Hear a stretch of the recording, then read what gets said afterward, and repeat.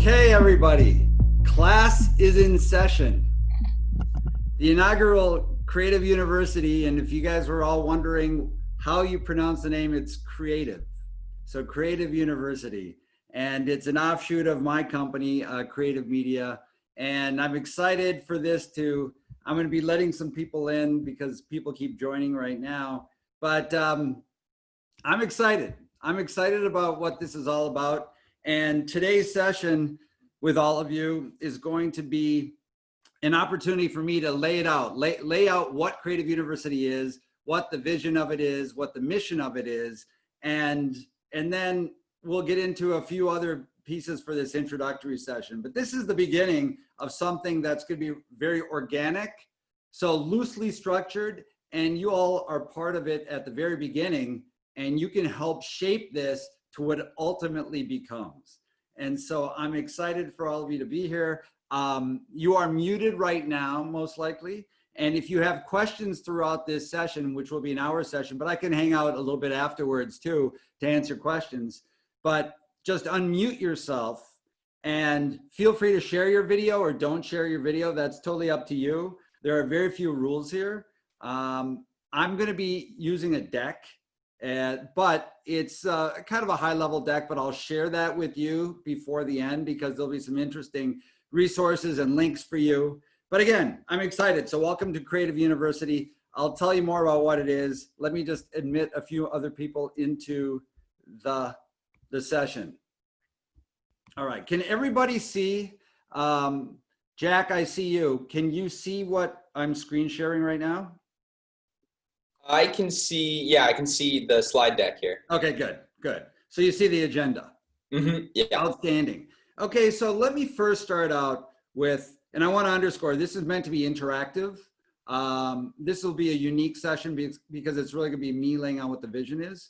I'll first tell you a little bit about myself, then we'll get into Creative University, why it is, what it is, and then some of the different elements of it, and then we'll get into some Q&A and some homework for those of you who are interested in participating in a more active kind of way like that. So my name is Peter Csathy, that's the way it's pronounced. Again, it's Creative Media. I'm the chairman of this company, and what Creative Media is, it's a business advisory development firm, and I really have three different pieces to my business. And then I'll give you a little bit of my journey that got me to where I am, just so you understand a little background that I bring to the table as your professor for the day. So Creative Media, about a third of my business is thought leadership. I do public speaking. I'm a frequent writer for publications like Forbes, Variety, TechCrunch, USA Today. I've written several books. You can find out more about that on the Creative Media website. So that's a third of what I'm doing. Creative University is going to be an adjunct to that and take over more time. And I'm excited about that. A third of my business is more deal making. And then a third of my business is, and that's entertainment content deal making. And then a third is more working with very cool companies that are in the media, entertainment, and tech space, what some call digital media, and being an advisor or a board member. So my background, I've been in the media and entertainment and tech world for 30 years, a long time. And I've worn many, many different hats. So I started off as an entertainment lawyer back in the day. And one of my first clients was at the height of their popularity and their controversy was the rap group NWA. Many of you probably haven't heard of them, but if you haven't, you should take a look at their role in the music pantheon because they were quite a force. And then I moved from being a lawyer and moved into the studios. So I worked at Universal Studios, New Line Cinema throughout the 1990s as a business guy. So I saw and negotiated structured deals in the media and entertainment space anywhere from $1 to multi-billion-dollar joint ventures. So really cutting my teeth in deals that way, including talent deals too. Then when the internet really started becoming commercialized, I left that world to be more of an entrepreneur. So I started an early stage company, a true startup, and that was the beginning of my journey to be a serial entrepreneur where I built, raised capital for, sold a number of different media tech, digital media companies. One of which was the precursor to Spotify.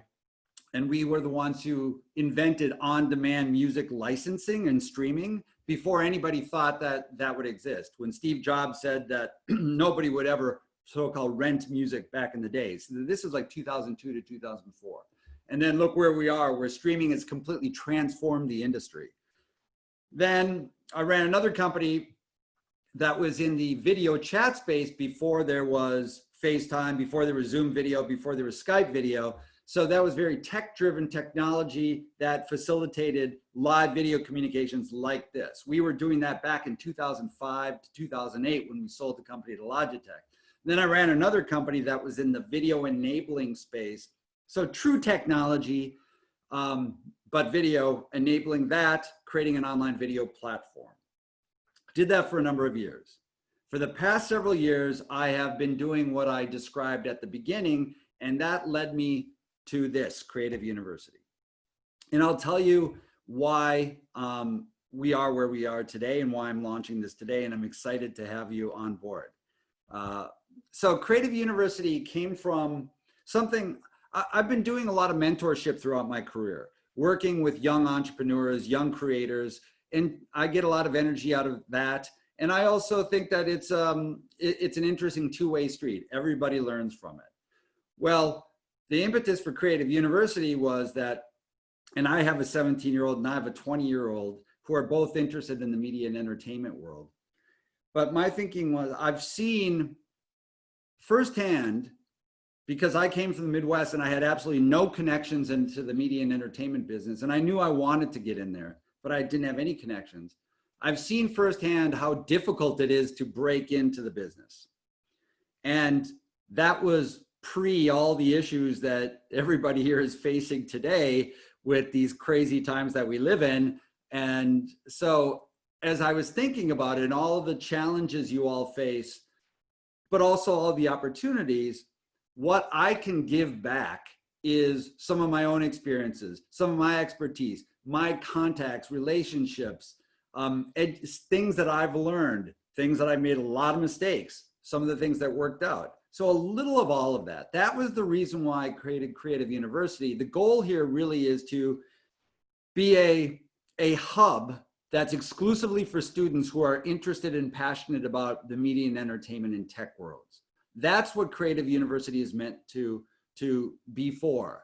And it is meant to be this hub for students who otherwise may not know where to even begin thinking about those businesses or how to break into those businesses. Well, hopefully this will be the beginning of something that gives you a tremendous leg up and also inspires you along the way.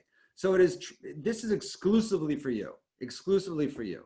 It's education, it's resources, it's connections, it's access, it's inspiration, hopefully. And I was talking to a mentor, because several people have already identified, industry experts, that they want to be part of this and they want to mentor you. And I was talking to him earlier today, and the stories and the background, this person built businesses that were worth hundreds of millions of dollars. And that was just this one person in the social media space.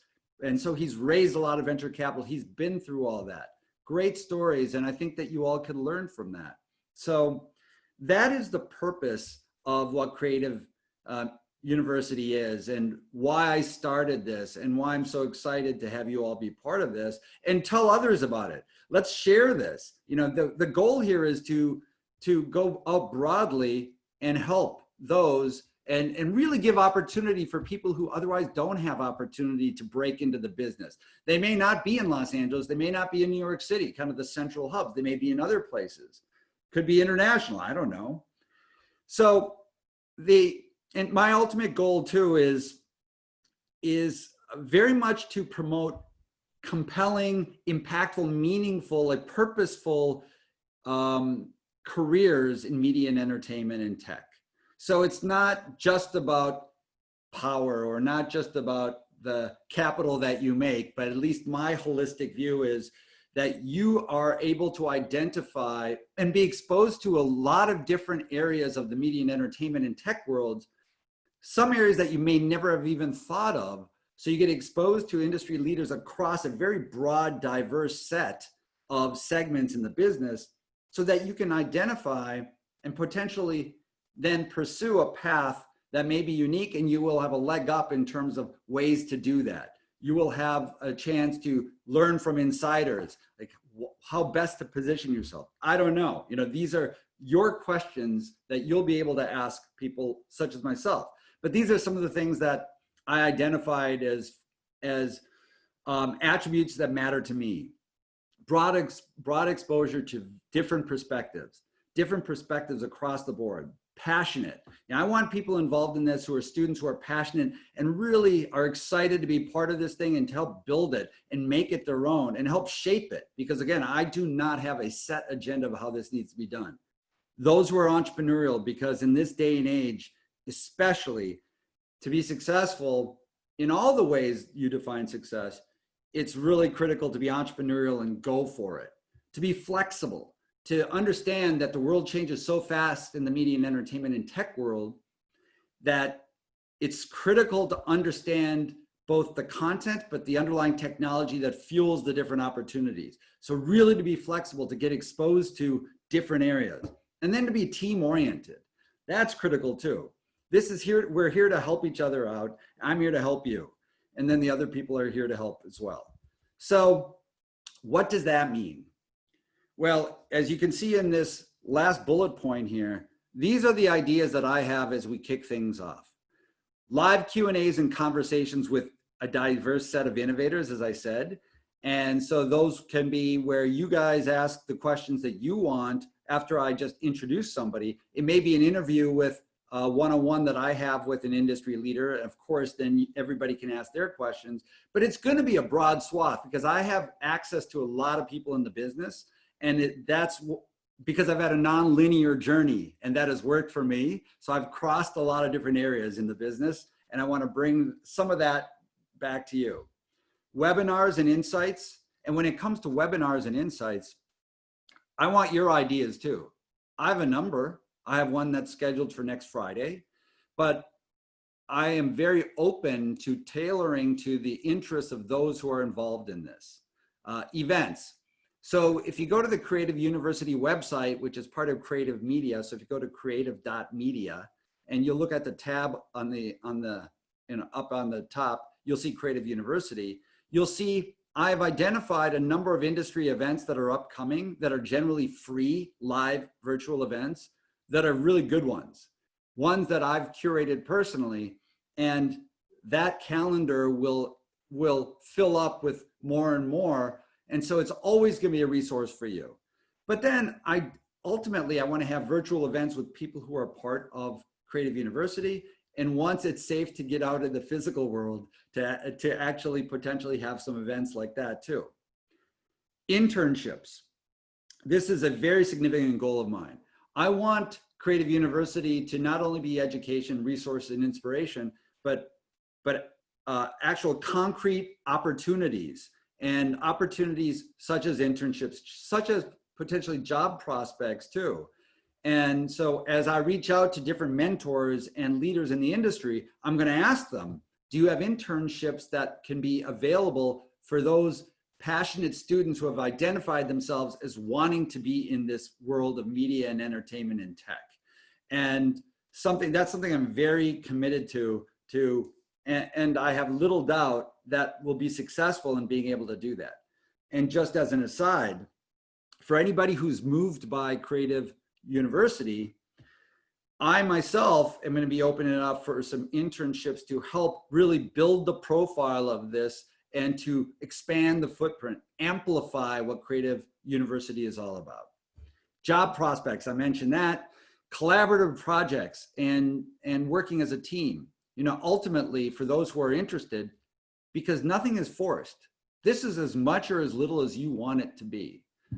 For those who are interested in collaborating on a project, it's very easy for me to identify a project and then it could be an individual project or it could be a collaborative project where you meet some others who are part of Creative University, or who you bring into it, and then can work on something that's a very interesting topic where you'll learn a lot in the business and you'll learn a lot from each other, and you'll get exposure to industry experts as you do that, people who have agreed to mentor and spend some time with this. So that's what I mean by collaborative projects, think tanks. And then ultimately, scholarships.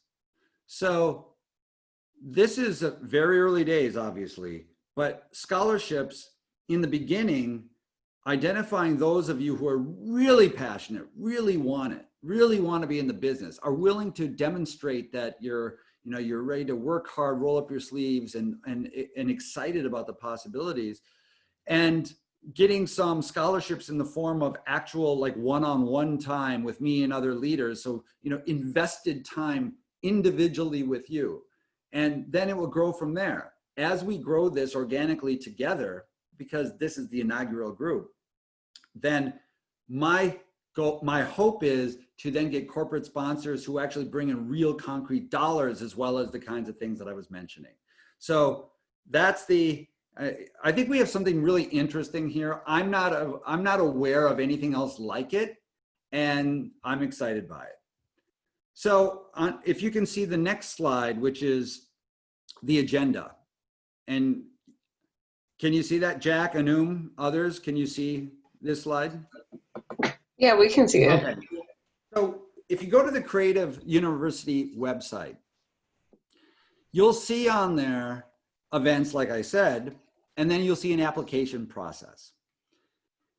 The kind of events where it's like this, live Q&As, webinars, things like that, that's available to anybody who wants to. And again, Creative University is as much or as little as you want it to be. I think there's a lot there. If you really want it, I think you can get a lot out of it. But it's up to you. There's no pressure. But for those of you who are interested in internships, potential scholarships, so some of those more deeper opportunities that go beyond the webinars, et cetera, then there's an application process where I want to, and others involved will want to understand what it is that what makes you passionate about this world that we're talking about. What it is, you'll see the prompts there. But then there's also a separate video statement of whatever you want it to be. There are no rules here, but just something that if you want to, I want to see a video of you in any way that you believe reflects who you are, what you're about. Because as we're thinking about the different opportunities for internships, et cetera, we need to have more than just a piece of paper, more than just your resume. Want to get a sense of who you are, what it is, what excites you, because then it will be able to be a lot more pinpoint and accurate about the potential opportunities that can be available to you. And then some additional resources, just to identify them. Again, back at the Creative University link on the Creative Media website, you'll see upcoming events, things like that. But spend some time on the Creative Media website in general, because especially on the Insights section, you can find my latest book, which I wrote during the pandemic, is called Viral Media, and it's the media and entertainment world as it stands today and where it goes from here post-pandemic. And so it touches upon video, music, immersive entertainment. So that's VR, AR, esports, live experiential, where all of this goes. And it's free. I've made that completely available completely for free as well. There's a monthly newsletter where I try to identify some interesting themes that are happening today in the media and entertainment and tech world. You can sign up for that. It's free. A lot of articles I write because, as I said, I do a lot of writing. And then I've just identified a couple publications that I think that I would suggest for those of you who are so inclined to help you get started on just tracking updates in the business on a moment by moment basis, on a day by day basis, hourly basis, however you want to do it. I have found that Variety Digital is actually pretty good as a resource. It identifies a lot of the big stories. And so I think that's a good place. And if I were you, I would really recommend that you start following that if you're passionate about the business. TechCrunch is very good. Some of you may know about TechCrunch. TechCrunch is a great resource for more on the tech side of the business. They're not as content focused, but they do cross. Like TechCrunch is the Northern California approach. Variety is more Southern California, New York City approach. It's very left brain, right brain. But one of the central themes here is content is not divorced from technology. Technology is not divorced from content. You all will do yourselves a great favor by understanding things very broadly, because the vast majority of people who are in the business do not have that kind of an understanding.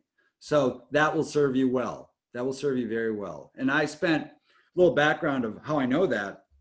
I spent about, as I laid out my career, about half of that was more on the traditional media and entertainment side at the studios, so the content LA people, and then about a half was more tech-driven media, and so that's more of the NorCal approach. And so I've seen both sides and hopefully can synthesize them coming together. So let me just go on a little bit more of, and then I'll get into the Q&A. Well, actually, let's go back here. So does anybody have any questions right now about what Creative University is, what its mission is, or anything else about what we've covered so far? Yeah, I have a few questions actually. I was wondering, is this going to be like a weekly sort of video chat that is it going to be weekly, and is it going to be new speakers, or is this something that happens like on a random basis? Well, the way I'm thinking about it right now is that it's going to be weekly at this hour, Okay. at the beginning, but there's a lot of content. So it really depends on what's useful for all of you. I want this to be helpful to you, and it's not going to be all me. Creative University is not meant to be my platform. It's meant to be our platform. It's meant to bring in industry leaders, and so you get a broad perspective. So next week, and I'll get into what it is. Next week, I'll be giving an actual presentation and then Q&A about that topic. But then after that, I have another topic in mind where it would be more of a conversation with somebody who's a leader in the business. And then it's a live Q&A as part of that conversation. Okay. But there's a lot of content. And so if people, I'm willing to give more time.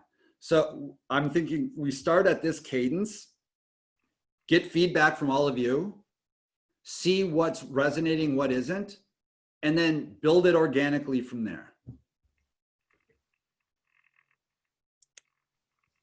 Any other questions right now?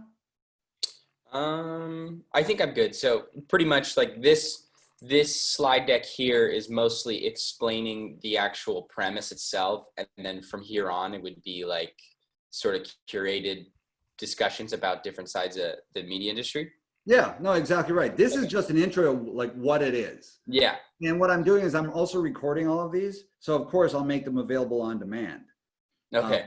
And so over time, it builds a library that's pretty interesting of different leaders in the space. But I also think that some sessions that are just simple Q&As might be helpful to you guys, because rather than try to guess what's interesting, get it directly from all of you. Yeah. So it's gonna be a combination. Yeah. Cool. Okay.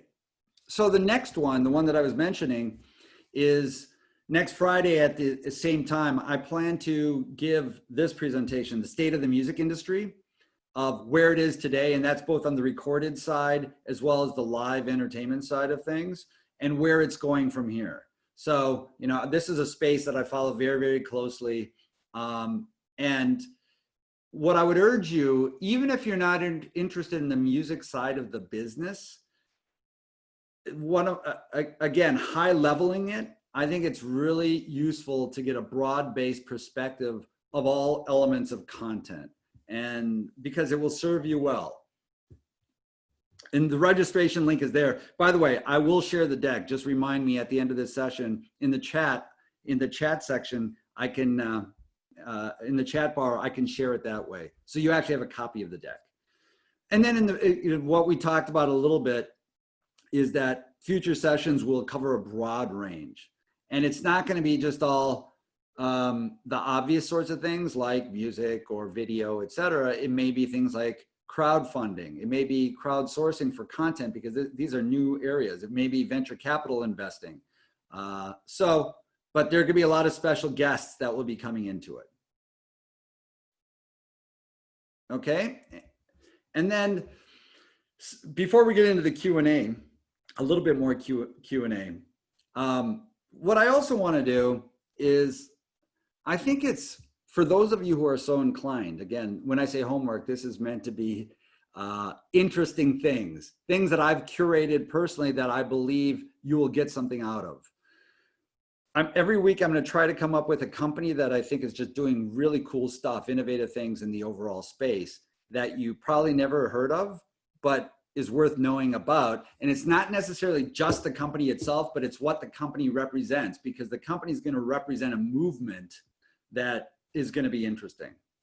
So in this case, for this week, I urge you to check out a company called Red Pill VR, which is based out of Los Angeles. And just spend a little time on the site. I think it's doing pretty remarkable things when it comes to immersive experiences, virtual experiences. Speaking of, here's a couple big stories. I'm going to also try to identify a couple stories of the last week or 2 weeks of the recent times that I think are interesting because, again, it covers a trend and it helps you get a perspective. So some of you may even participate in this one, but Travis Scott had a major Fortnite event, virtual event, a couple of weeks back, attended by 30 million people, 30 million people. And you can imagine the kind of dollars that roll in for something like that from a sponsorship perspective. So it's an entirely new lucrative way for major artists and also not just major artists to engage and interact, certainly during these lockdown times, but it doesn't necessarily have to be just during these lockdown times. I believe that those kind of opportunities, they don't replace live entertainment. They augment them. They're just another way for artists to reach out and engage with fans, and then ultimately to make livings. So check out the Travis Scott Fortnite virtual event. There's the YouTube link for you. But there's a lot of writing, a lot of articles about it if you want to dig in more.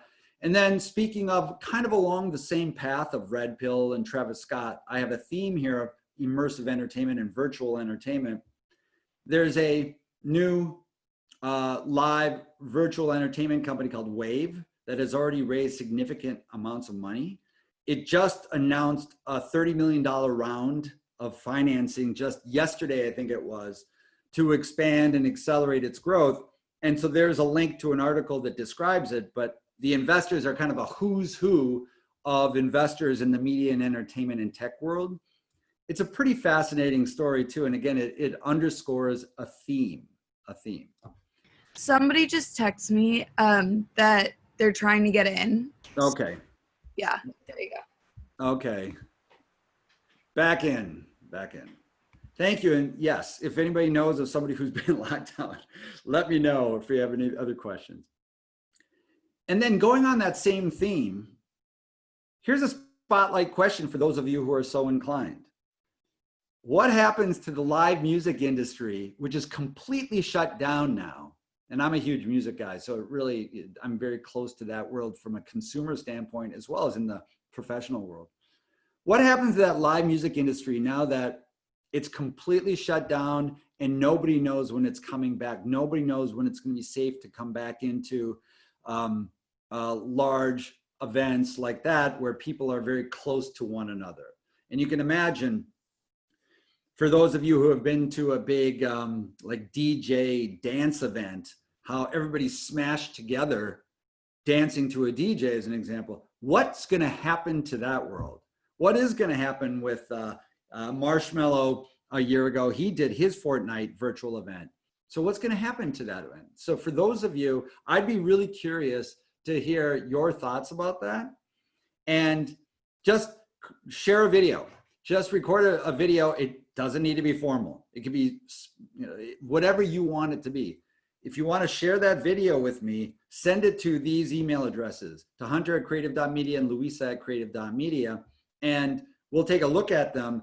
And we may share that in my Creative Media monthly newsletter, which hits over 1,400 people who are insiders in the business, including venture capitalists, leading executives, leading entrepreneurs, press, all the major press that cover this space. So it's there's going to be an opportunity for those of you who are really motivated to also start building your brand.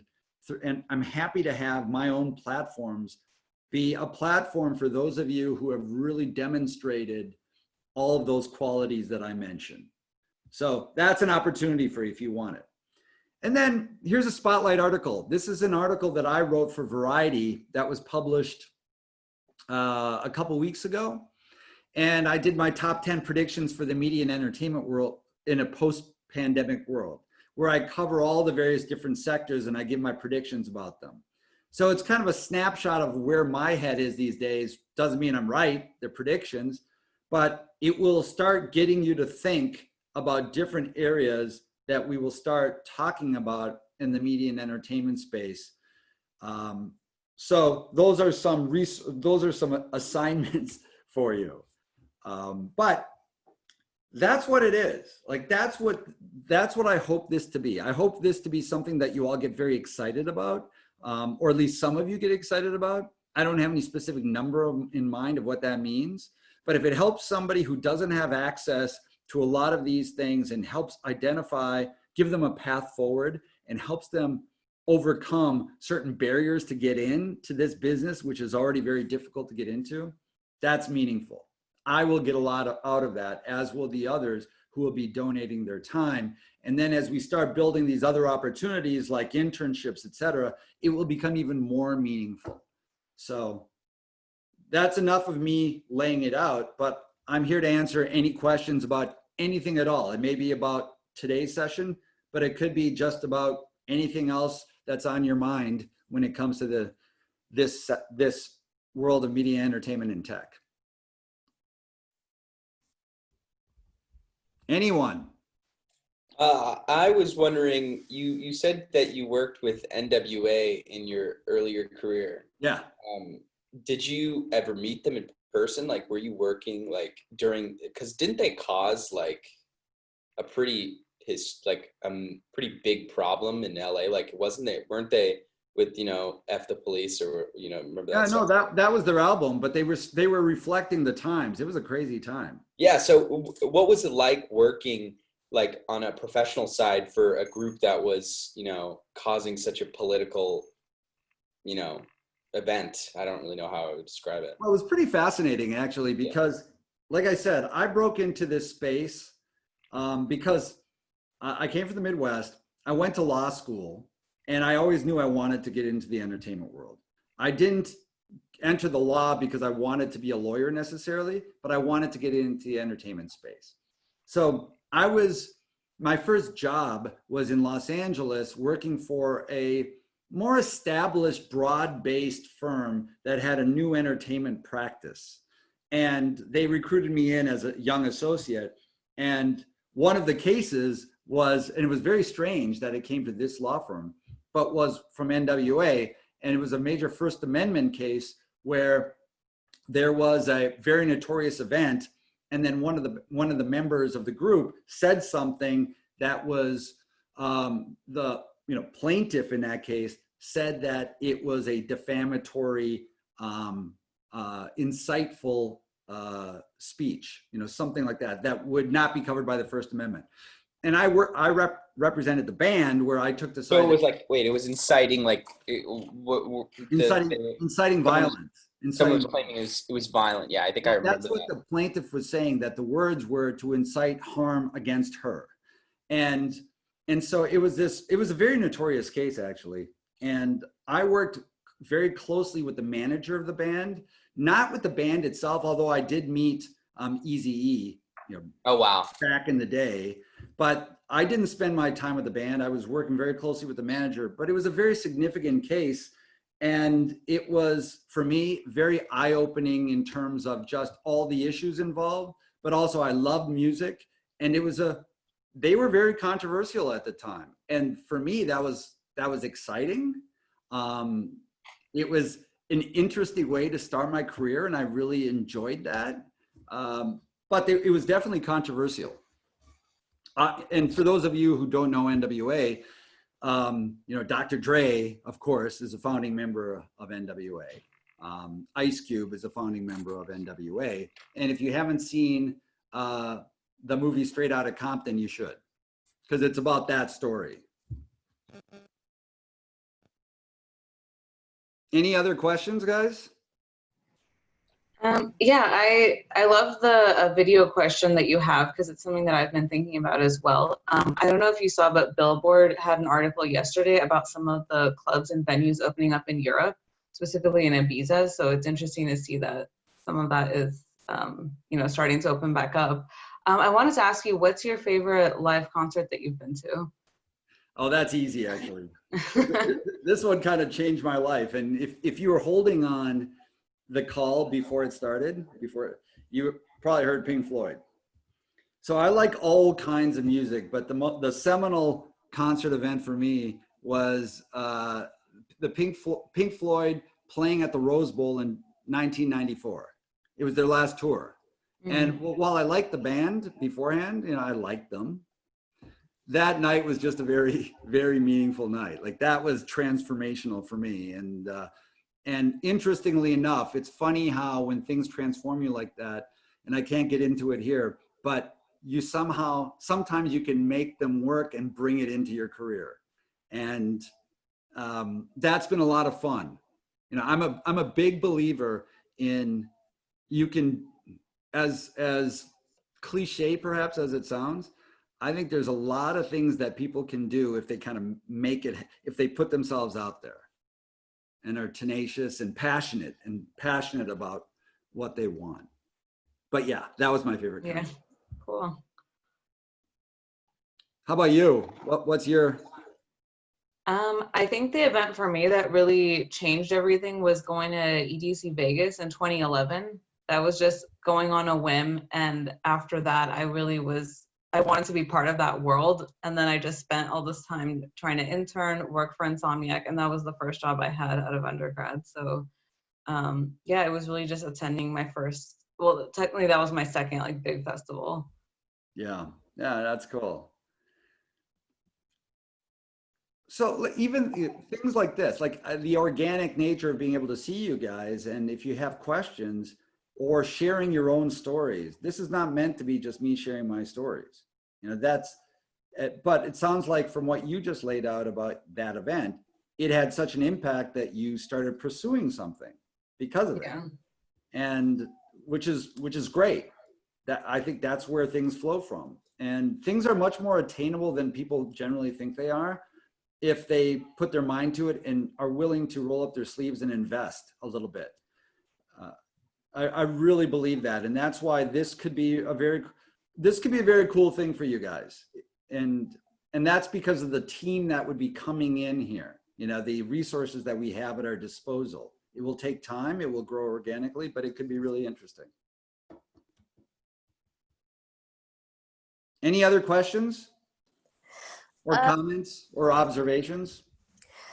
Yeah, I have a question. A lot of people, a lot of movie theaters around the world are shutting down, and a lot of people are saying that the movie theater industry is pretty much dead, and that live streaming is the future of film. Do you have any personal comments on that? Do you think movie theaters are gonna make a comeback, or they're gonna be as big as they were pre-pandemic? Yeah, I've actually thought about this a lot, and I've done a lot of writing about this.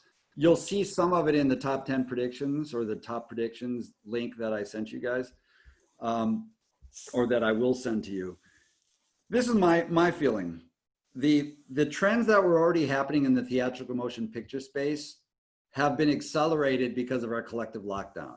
So even before the pandemic, we were seeing that because of all the choice that we had for in-home viewing, on-demand streaming and all that, it was more and more challenging for theaters to get people to come out and into the physical world. That was the reality. That's why you saw fewer and fewer, I would say, adult-driven stories that were making their way into your local multiplexes. And you saw event films that were primarily like, the Marvel movies, the big mega event movies. And then you also saw theaters that were trying to make themselves a little bit more destination oriented by leather seats, things like that. Those were trends already happening.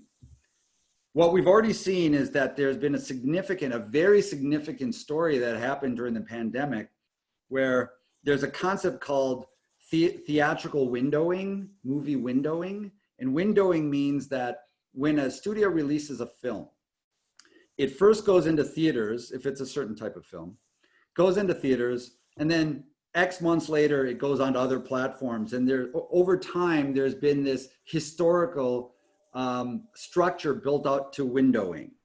And for several years now, many studios and certain services, on-demand streaming services, have wanted to break those windows because consumers don't want rules on them. And that's kind of the argument. Let consumers get the content they want wherever they want it. But theater owners were afraid, and they threatened the studios that if you did this, if you released your films in theaters on the same date or in-home on the same date as theaters, you're gonna be killing our business, and we're not gonna play ball with you. We're not gonna show your films. Well, because of the pandemic, now none of us can go to movie theaters. So you saw a very big deal happen. Universal Studios released the film Trolls World Tour and broke the windows and released it at home on day one because it couldn't release this major film in movie theaters. So it had a choice of either just shelving this movie indefinitely or doing that, and it chose to do that. So now the genie is out of the bottle. The Band-Aid's been ripped off, and the economics there, I won't get into it today, but when we get into the video side of the business in one of these sessions, we can get more into it. But the economics are very interesting because they're different when a studio gives its content to a streamer than when it gives it to a theater. So back to the fundamental question. I see that those trends that we're accelerating are here to stay. You're gonna have the adult-driven films are increasingly exclusively for in-home streaming.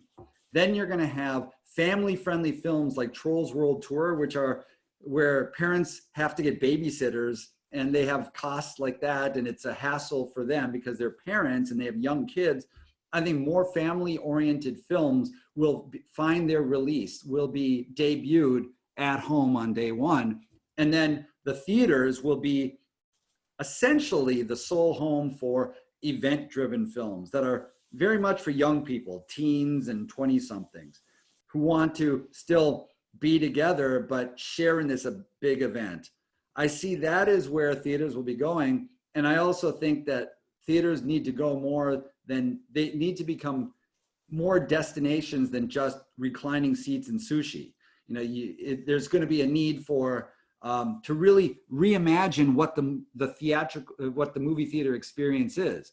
Pre-shows, the show itself, post-shows.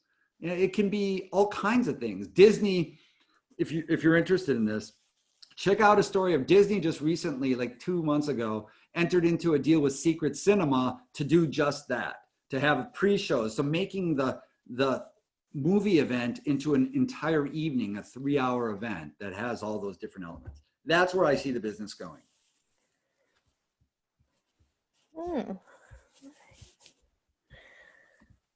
Here, let me, I want to send you the link. So you have that, and you don't have to take, I'm learning. Let's see if I'm able to do this right. Hold on one second. But anyhow, while I'm doing this, feel free to ask more questions, guys. I do have another question, if that's okay. No, of course, please. How do you think the world of how do you think the world of startups will change? Like for people who are trying to create their own media-based company / business, how do you think that's going to change, and how is that going to work nowadays? Well, I think that So one of the big trends is that it's over time, over the past many, many years, because of this march of technology that continues and continues and speeds up the accelerated pace of it all. It's ever easier to build a startup, to build a company. You know, back in the day when I was doing my music thing and running a company, we had to get our own servers. It was ridiculously expensive. We had to do all this, you know, hundreds of thousands of dollars, over $1 million to build a company. You need millions. Now, of course, you can use AWS and other cloud services to do that. So the costs of starting a business are very minimal, actually. So that's the good thing. And that's why you see this proliferation of startups, and it's a very exciting thing. There's also of course, remote, what we're doing right now. Now we're not, and we were already in this world where a lot of us were working significantly remotely, but now that is accelerated, and we are seeing that there's more and more collaboration tools to be able to effectively allow teams to work together. And that can be to develop together too. It's not just communicating together. So that all means more opportunity. With that opportunity, of course, comes the fact that there's more and more of these out there. So how do you rise to the top when that's the case? You as a startup, you can have the best idea in the world. You can have the best team in the world and technology in the world, but it's the themes I already told you about. Unless you have access, unless you have a special way to break through, get to the top of the stack, it's going to be really, really hard. And that's not meant to be discouraging. It's meant to be applauding you all who are taking the initiative now to do things like this, because it will serve you well, because you will have a better chance because you're already trying to find ways to identify resources to help you. And so that's the opportunity, and that's the challenge. Raising capital is just like that. And so knowledge is power. It's understanding the broad base of potential investors who are out there, not just the obvious ones, not just venture capitalists in kind of this broad sense, but venture capitalists who give money come in various flavors. Some are what they call pre-seed, which is very small amounts of money. Some are seed, which is still small amounts of money, and then which is like $500,000 or less. And then you get into Series A, Series B, and those are progressively significant numbers in terms of dollars. So identifying who does what at the right stage, identifying what focus is of that fund, understanding that it's not just venture funds, it's angel investors. This is where you tap into whatever resources you can, because you're a scrappy entrepreneur. You tap into your own network, you build relationships, and then you extrapolate from there. And hopefully Creative University will be yet another way that you can help connect the dots and get some of those opportunities. All right, thank you. Yeah, of course.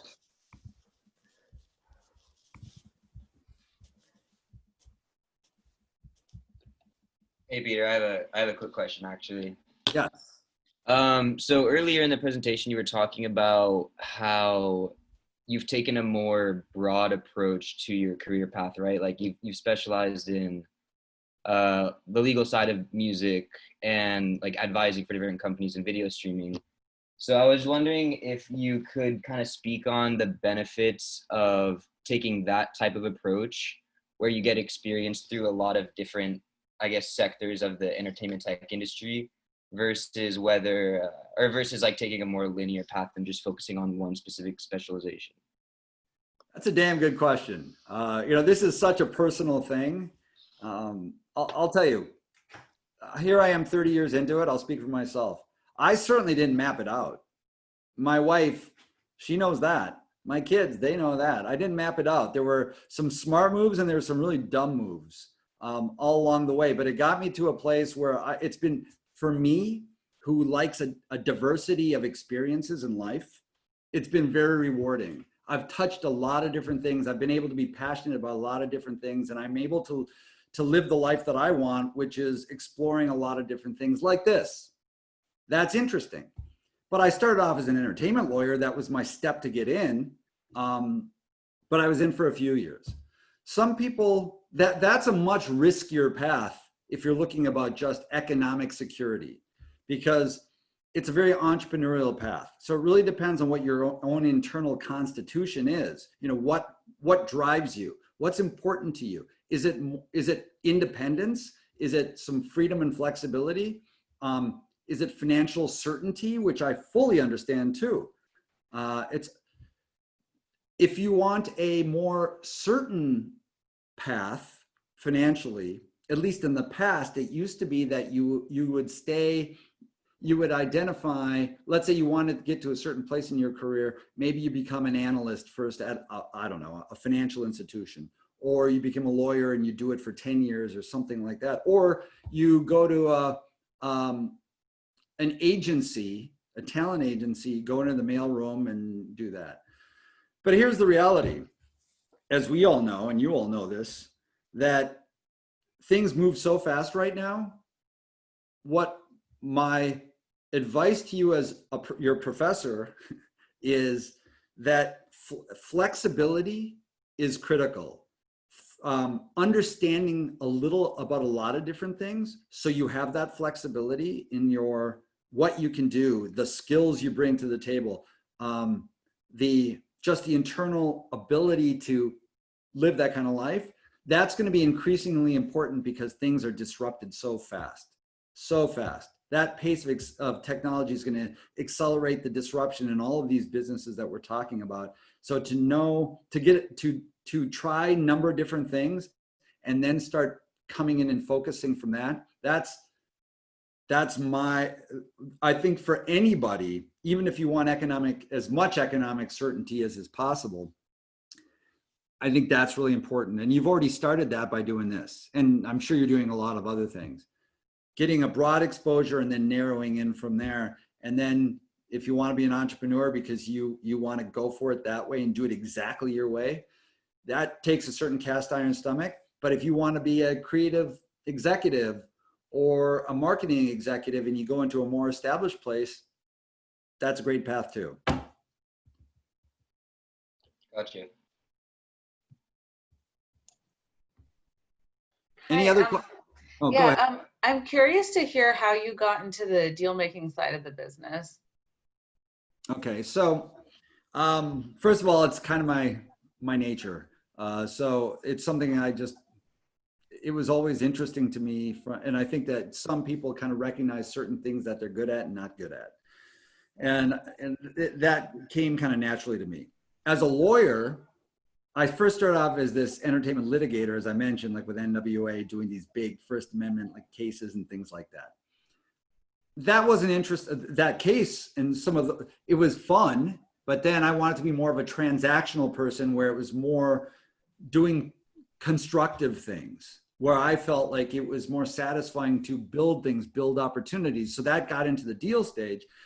And as a lawyer, understanding the legalities, understanding the provisions, understanding all the different terms is very important for anybody, whether you're a marketing executive, whether you're a business development executive.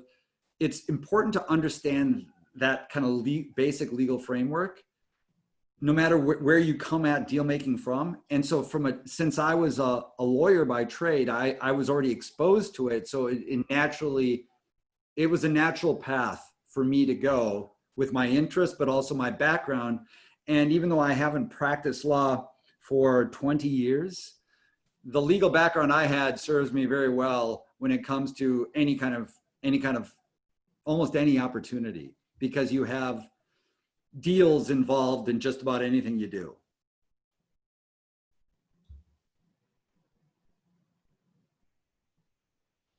Any other questions, guys?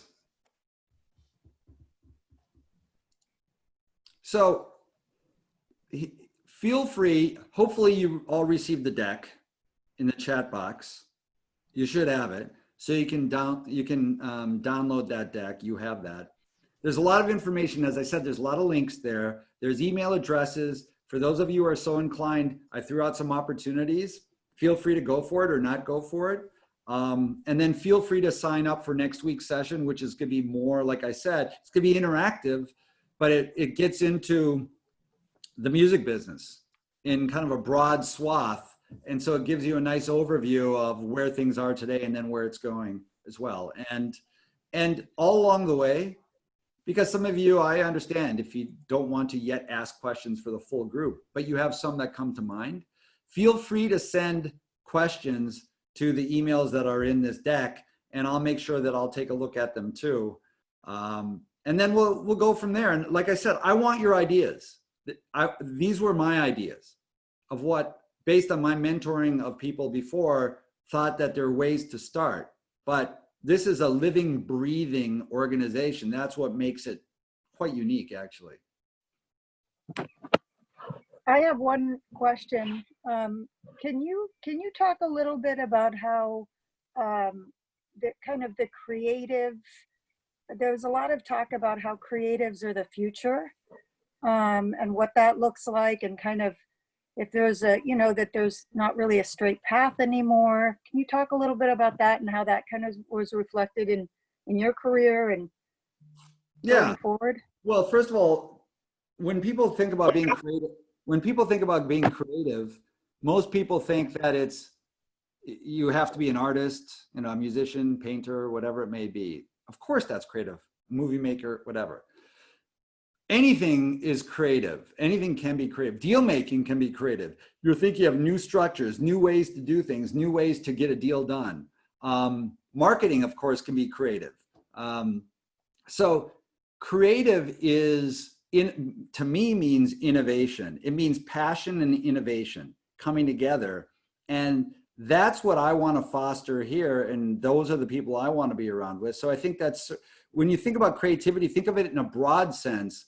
And we will have all kinds of creatives who are going to be part of Creative University, including the more generic form of what a definition of what a creator is, but they're anything but generic. They're going to be like real leaders in the creative space.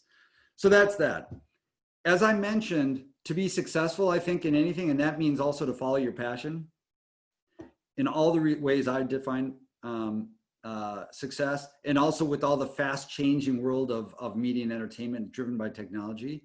Creativity has to be, it means that you need to be open-minded, flexible, accept a diversity of perspectives, be team-oriented. All of that comes in. Flexibility is a key part of what it means to be creative, especially as we move forward, and to have a broad skill set, a broad understanding of the world, so that you can apply them as things go on.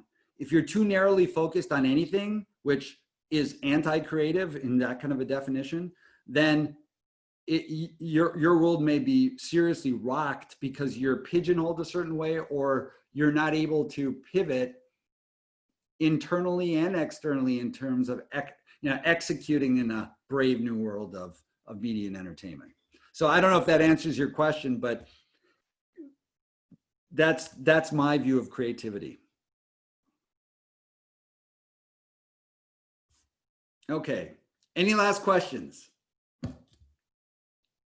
Okay, great. Listen, hopefully you got something out of this. Send me your feedback. And if you have any additional questions, let me know. I hope that the next topic is interesting to some of you. Suggest some more. Share this with whoever you want to share it with. And look forward to seeing you next week.